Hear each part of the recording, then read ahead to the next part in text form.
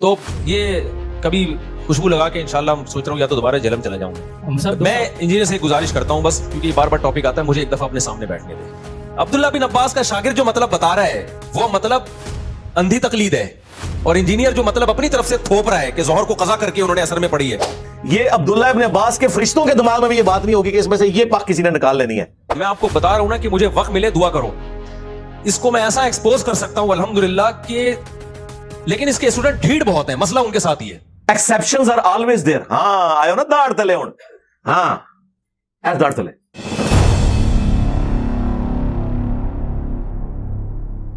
جو ہے کہ اسلام میں تین وقت کی نماز ہے, جبکہ بچپن سے ہم بھی یہی سنتے آئے ہیں کہ 5 نمازوں کا ہی ذکر ہے اور وقت پہ ادا کرنی ہے. لیکن محمد علی مرزا کی بھی یہی بات تھی, خیر میں اس کو لائک نہیں کرتا لیکن میں جسٹ کوٹ کر رہا ہوں کہ اس نے بھی یہی بات کی. اور جیسے کہ حج میں جو ہے, حج میں بھی ہم 3 نمازیں پڑھ رہے ہوتے ہیں, تو اس کے بارے میں تھوڑا سا دیکھیں. اسلام میں 5 نمازوں کا مطلب ہی 5 وقتوں پر ہے. ایک وقت میں 2 نمازیں ایک ہی کہلاتی ہیں وہ, کیونکہ کوئی ٹینشن تو ہوئی نہیں نا پھر اس میں. تو 5 نمازوں کا مطلب 5, اور حدیث جبرائیل میں بھی ہے کہ نمازوں کے اوقات نبی صلی اللہ علیہ وسلم نے بتائے ہیں. ایک نماز دوسری نماز کے وقت میں داخل نہیں ہو سکتی. حج جو ہے وہ خلاف قیاس ہے.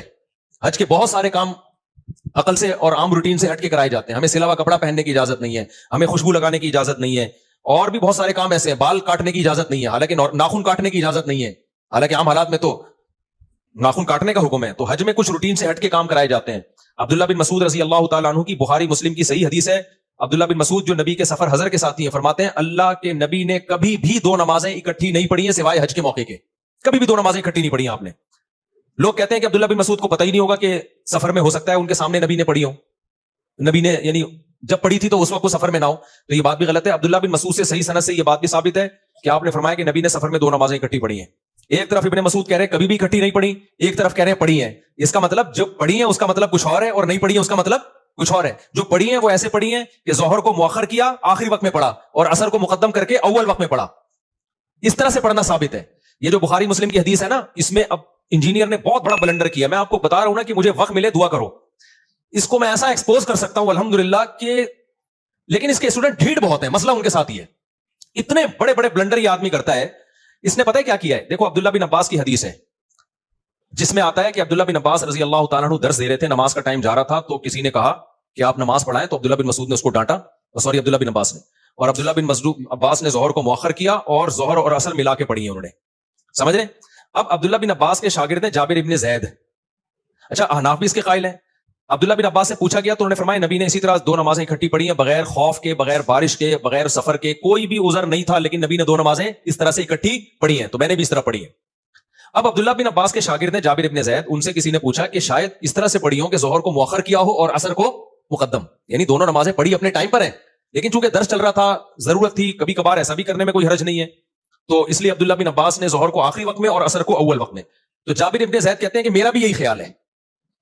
اب اس سے احناف کے موقف کی تائید ہو رہی ہے کہ کبھی اگر کوئی عذر ہو تو اول وقت میں پڑھنے کے بجائے آپ ظہر کو آخر وقت میں لے جاؤ اور عصر کو اول وقت میں لے جاؤ. تو یہ احناف کا بھی یہی موقف ہے, اس طرح سے آپ جمع کر سکتے ہیں. انجینئر نے اتنی بڑی خیانت کی ہے, اس نے کہا کہ وہاں کوئی حنفی بیٹھا ہوا تھا اور اس نے یہ تعویل کر دی کہ ظہر کو مؤخر کیا عصر کو مقدم کیا. اور بھائی وہ جابر بن زید وہ عبداللہ بن مسعود کا شاگرد ہے, راوی ہے, وہ بتا رہا ہے. تو میں انجینئر کے اندھے مقلدوں سے پوچھتا ہوں, عبداللہ بن عباس کی ایک حدیث کا مطلب وہ ہے جو ان کے شاگرد بتا رہے ہیں, اور ایک مطلب وہ ہے جو جہلم میں 15ویں صدی کا بندہ بیٹھ کے بتا رہا ہے. تو تمہاری عقل پہ تالے پڑ گئے ہیں, تم ایسے اندھے ہو گئے ہو کہ ان کا شاگرد جو عبداللہ بن عباس کو دیکھ رہا ہے یا دیکھ نہیں رہا ہے, ان سے ابھی مجھے پورے الفاظ یاد نہیں ہے کہ وہ ڈائریکٹ ان سے روایت کر رہا ہے یا ان کا شاگرد ہے, لیکن وہ اس پہ حنفی شافی کی کوئی چھاپ نہیں لگی ہوئی. وہ بیان کر رہا ہے کہ ایسا ہی ہوا ہوگا کہ ظہر کو مؤخر کیا اور عصر کو مقدم کیا ہے. اس کو یہ کہہ کے اس نے ٹال دیا کہ کوئی حنفی بیٹھا ہوا تھا, اس نے یہ تعویل کر لی, اور یہ سارے اندھے بیٹھے ہوئے ہیں کہہ رہے ہیں ہاں کوئی حنفی بیٹھا ہوا تھا اس نے. عبداللہ بن عباس کا شاگرد جو مطلب بتا رہا ہے وہ مطلب اندھی تقلید ہے, اور انجینئر جو مطلب اپنی طرف سے تھوپ رہا ہے کہ ظہر کو قضا کر کے انہوں نے عصر میں پڑھی ہے. اگر اس حدیث کا یہ مطلب بیان کیا جائے نا, بغیر عذر بغیر وجہ کے ظہر کو عصر کے وقت پہ پڑھا ہے, تو پھر یہ عصر کی نماز کی جو حفاظت کا قرآن نے حکم دیا, حافظوا علی الصلوات والصلاۃ الوسطی, خصوصاً درمیانی نماز کی حفاظت کرو, اس کا مطلب کیا ہے پھر؟ اور وہ جو حدیث جبریل میں آتا ہے ظہر کا وقت یہاں سے یہاں تک, عصر کا وقت یہاں, یہ اس کا مطلب کیا ہے؟ لیکن اس کو احناف سے, علماء دیوبند سے, بر صغیر کے مولویوں سے اتنی چڑ ہے, بس کچھ بھی اٹھا کے نسنڈ مارتا رہے گا. حدیث کے راوی بیان کر رہے ہیں کہ بھائی وہ اس طرح کیا ہوگا, تو پی گیا, جابر بن زید کو پی گیا اور بولا کسی حنفی نے یہ تعویل کی ہے بڑی. تو یہ کبھی خوشبو لگا کے انشاءاللہ سوچ رہا ہوں یا تو دوبارہ جہلم چلا جاؤں میں. السلام علیکم. हम सब मैं इंजीनियर से गुजारिश करता हूं बस, क्योंकि बार बार टॉपिक आता है, मुझे एक दफा अपने सामने बैठने दे। मैं मुनाजरा नहीं करूंगा। मैं जैसे आपने हर एक को सवाल करने की इजाजत दी है, मैं भी आपसे एक तालिब इल्म बन के आऊंगा, स्टूडेंट की हैसियत से, बहुत अदब से, बहुत तमीज से, कोई झगड़ा नहीं, कोई फड्डा नहीं, ऐसे बैठूंगा आपकी खिदमत में, आपके चरणों में, आपके पाँव में, आपसे सवाल पूछूंगा, आपने ये जो हदीस पढ़ी थी उस दिन, इसका जो तर्जमा किया था, ये कौन सी किताब में लिखा हुआ है ये वाला तर्जमा? समझ रहे? आपने जो ये कहा था कि किसी ने भी इस हदीस को सही करार नहीं दिया, तो ये आपको ख्वाब आया था या किसी बुजुर्ग ने इल्हाम हुआ था, फला फला ने इसको सही करार दिया है, आपने कैसे फेंक दी? आपने जो उस दिन ये क्लिप में फरमाया था कि ये उलमा देवबंद का गढ़ा हुआ अकीदा है, तो ये तो हजारों साल से ये अकीदा चला आ रहा है, तो गढ़ा हुआ तो वो चीज होती है जो इजाद की हो, तो ये आपने कैसे बहुत लंबी, यानी बहुत तमीज से ना, फेंकने का लफ्ज इस्तेमाल करूंगा कि इतने सवालात है ना, बेहोश ना हो जाए ना, मेरा नाम बदल देना, भाग जाएगा।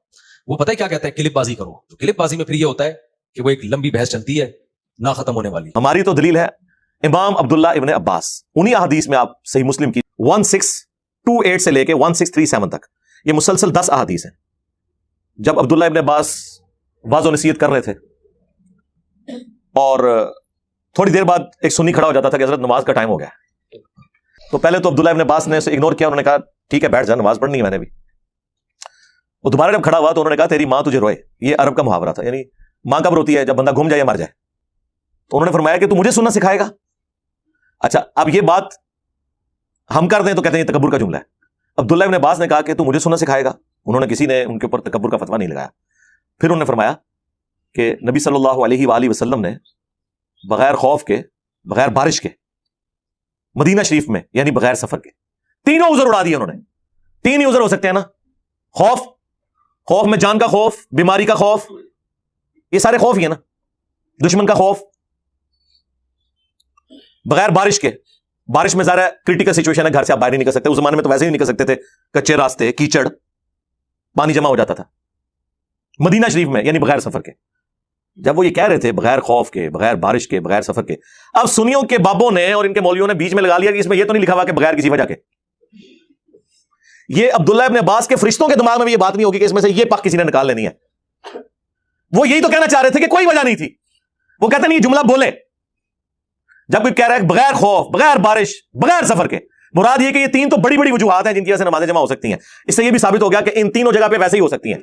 ये इसके अंदर इंप्लाइड है कि बारिश हो, खौफ हो, सफर हो, तो आपने तो जमा करनी है। इसके बगैर भी नबी इस्लाम ने मदीना शरीफ में हमें जोर असर की नमाजें जमा फरमाई और मगरिब और इशा की भी जमा की। तो ताबीन पूछते हैं कि ये रसूलुल्लाह ने अमल क्यों किया था सल्लल्लाहु अलैहि वसल्लम? तो उन्होंने कहा ताकि उम्मत के लिए इस मामले में आसानी हो जाए और कोई हर्ज, तंगी बाकी ना रहे। दो बातें इरशाद फरमाई हैं, उम्मत के लिए आसानी हो जाए और कोई तंगी बाकी ना रहे। ये आपने जुमले ज़हन में रखने हैं। इमाम अब्दुल्ला इब्न अब्बास, ये इमाम अबू हनीफा, इमाम शाफी, इमाम मालिक, इमाम अहमद हंबल की बात नहीं हो रही है। इमाम अब्दुल्ला इब्न अब्बास जो उस हदीस के रावी हैं और हदीस का रावी हदीस का फाहम सबसे बेहतर जानता है। वहां कोई एक और सुन्नी बैठा हुआ था इन्वर्टेड कामा में, वो कहता है कि जब अब्दुल्ला इब्न अब्बास ने ये बात की ना, तो मेरे दिल में कलक आया कि पता नहीं ये झूठ मारता है, सही पे कहता है। कहते हैं मैं चुप करके उस मजलिस से उठा और हज़रत अबू हुरैरा के पास गया और मैंने कहा देखिए इब्न अब्बास किस किस्म की बातें कर रहे हैं, राफ़ज़ियों वाली। तो उन्होंने भी आगे से उनको डांटा, उनका कि इब्न अब्बास ने जो कहा सच कहा, ये तो अबुल कासिम की सुन्नत है सल्लल्लाहु अलैहि वसल्लम के नमाजें जमा की जा सकती हैं इल्मी मजलिस में। जरा कंटिन्यूटी टूट जाती है ना। यहां पे भी आप लोग जब चले जाते हैं तो यहाँ इंतजामिया के लोग, हम जोर और असर की नमाज को जमा करते हैं, ज़ाहिर है ये इल्मी मजलिस है, बस ये एक ही नमाज है जो हमने यहाँ जमा करनी होती है। फिर तो अगली संडे को ये अकेडमी खुलेगी, अकेडमी बंद हो जाएगी शाम को। ये तो एक स्टूडियो रिकॉर्डिंग की है, मुलाकात के लिए एक बैठक है। अच्छा, अब उसमें ना ये जो मुस्लिम शरीफ की हदीस है ना, इसके नीचे कुछ ताबीन की आपस में डिस्कशन है जो नकल हुई है, इमाम मुस्लिम ने नकल की है। बात की फिर भी तसल्ली नहीं ना होती। वो कहते हैं कि मेरा ख्याल है कि रसूलुल्लाह ने जोर आखिरी वक्त में पढ़ी होगी और असर अव्वल वक्त में पढ़ी होगी। अच्छा, ये जो जुमले हैं ना वो उठा के कहते हैं कि देखें जी, वो ताबीन इससे मुराद जमा तकदीम या जमा ताखीर नहीं लेते थे, बल्कि जमा सूरी लेते थे। और जमा सूरी को तो सारे ही मानते हैं, जमा सूरी तो जमा होती ही नहीं है किस्म की। जोर आखिरी वक्त में और असर अव्वल वक्त में आपने पढ़ी तो कौन सी जमा हुई? जोर जोर के वक्त में हुई, असर असर के वक्त में। और ये वो जमा है जिसे हनफी भी कहते हैं, ठीक है। मसलन आजकल ऑलमोस्ट जो सुन्नत के मुताबिक असर का वक्त दाखिल हो रहा है तकरीबन 2:45 बजे। आप 2:30 बजे जोर की नमाज पढ़ लें और 2:45 पढ़ लें असर की नमाज, तो नमाजें अपने वक्त के अंदर है। इसे कहा जाता है जमा सूरी, सेंटर में। और एक है जमा तकदीम। जमा तकदीम यह है कि जोर के साथ ही असर मिला ली जाए। वो बुखारी मुस्लिम में है कि नबी इस्लाम اگر ظہر کے وقت سفر کے لیے نکلتے تو ادھر ہی مدینہ شریف کے اندر ہی ظہر اثر کٹھی پڑھ لیتے. تو کیا مطلب ہے کہ اثر کا وقت تو ابھی شروع ہی نہیں ہوا, تو جمع تقدیم ہوگی. یہ واضح حدیثیں ہیں بخاری مسلم کی, حنفی نہیں مانتے اس کو. اس میں لکھا ہوا ہے کہ اگر ظہر کا وقت شروع ہو چکا ہوتا تو آپ اثر بھی ساتھ ہی پڑھ کے نکلتے. اب حنفیوں کی تو موت ہوگی نا اس حدیث کی وجہ سے, کیونکہ یہاں تو جمع سوری ہوئی نہیں ہے, ظہر کا وقت داخل ہوا ہے. اس کے آگے لکھا ہوا ہے پھر کہ اگر آپ ظہر کا وقت داخل ہونے سے پہلے نکلتے پھر اثر کے وقت میں جا کے دونوں نمازیں جمع کرتے تاکہ زیادہ ٹریولنگ ہو جائے. لاجیکل ہے, تو بالکل واضح حدیث ہے بخاری مسلم میں. تو مجھے بتائیں کیا حنفیوں نے یہ سفر والی حدیثیں مان لی نہیں ہے نمازیں جمع کرنے والی؟ وہ تو سفر میں ماننے کے لیے تیار نہیں ہے, وہ صرف کہتے ہیں جی حاج و عمرے والا ہم مانتے ہیں. عمرہ بھی نہیں, حاجی جو میدان عرفات میں ظہر اثر جمع ہوتی ہے اور مزدلفہ کے اندر مغرب اور عشاء جمع ہوتی ہے, اس کو وہ بھی مانتے ہیں کہ چاہے وہ کھلی چھٹی ہے جتنی دیر مرضی ظہر کا وقت سے لے کے مغرب کا وقت ہونے تک اور وہاں مغرب سے لے کر فجر کا وقت داخل ہونے تک کسی بھی وقت وہ نمازیں جمع ہو سکتی ہیں. اس کے علاوہ وہ نہیں مانتے اور کہتے ہیں یہ حج کی خصوصیت ہے. تو سرکار یہ اگر حج کی خصوصیت ہے تو آپ جو لوگوں کو یہ کہانی کرواتے ہیں کہ قرآن میں یہ آیت ہے ان الصلاۃ کانت علی المؤمنین کتابا موقوتا, بے شک نماز مومنین پر وقت باندھا ہوا فرض ہے, تو یہ حج کے موقع پہ تو آپ بھی قرآن کی مخالفت کر رہے ہیں. جو آپ نے تشریح کیا, ہمارے نزدیک تو آپ کی تشریح فراڈ ہے, وہ ثابت کریں گے. قرآن میں تو سورہ بنی اسرائیل میں نماز کے اوقات ہی 3 آئے ہوئے ہیں.